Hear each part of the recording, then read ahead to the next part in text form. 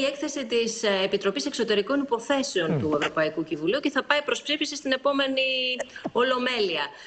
Τι λέει, καταγράφει, όπως κάθε χρόνο, πρέπει να καταγράψει την πρόοδο, την ενταξιακή όλων των χωρών και της Τουρκίας. Για την Τουρκία καταγράφεται μη πρόοδος, οπισθοδρόμηση συγκεκριμένα. Ελληνική κυριαρχία, ένα.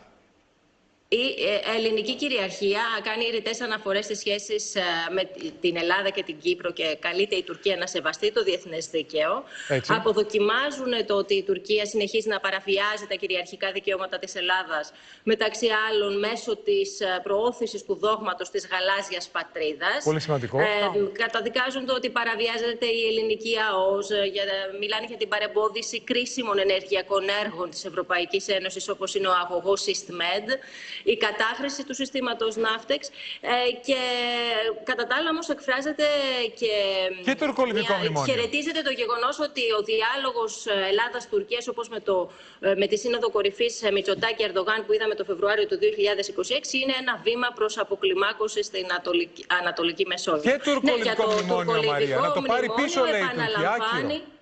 Ότι παραβιάζει τα κυριαρχικά δικαιώματα τρίτων χωρών και δεν συνάδει με το δίκαιο της θάλασσας. Και να πούμε και να κλείσω με αυτό ότι είναι σε γενικές γραμμές μια αρνητική έκθεση. Χρησιμοποιεί πολύ σκληρή γλώσσα για το κράτος δικαίου στην Τουρκία, για τα ανθρώπινα δικαιώματα, για τη δικαιοσύνη, για το φήμωμα του στον τουρκικό τύπο, για την αυξανόμενη καταστολή της αντιπολίτευσης κτλ. Επομένως, υπό τις παρούσες συνθήκες, το Ευρωπαϊκό Κοινοβούλιο δεν βλέπει να επανεκκινεί η διαδικασία προσχώρησης της Τουρκίας στην Ευρωπαϊκή Ένωση, ούτε με το κιάλι. Μαρία, η διαδικασία αυτή έχει παγώσει από το 2018. Έχει υπάρξει άλλη φορά έκθεση που να είναι τόσο σκληρή για την Τουρκία? Και ξαναλέω, να πάρει πίσω το ανυπόστατο, λέει, τουρκολιβικό μνημόνιο. Εκτός από ότι κάθε χρόνο είναι όλο και πιο σκληρή η έκθεση για την Τουρκία. Υπάρχει οπισθοδρόμηση. Δηλαδή το χάσμα με την Ευρωπαϊκή Ένωση διευρύνεται. Απλώς ακριβώς λόγω της επιδείνωσης του κράτους δικαίου. Η Ευρώπη απέναντι στην Τουρκία.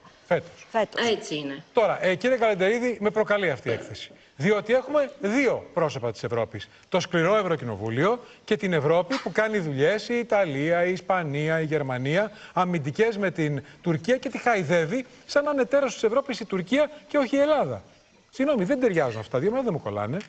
Πολύ πολιτική πέφτει τελικά, κύριε Καλεντερίδη. Να προσθέσω σε αυτά που είπε η Μαρία με τις τουλίπες ότι υπάρχουν σκληρές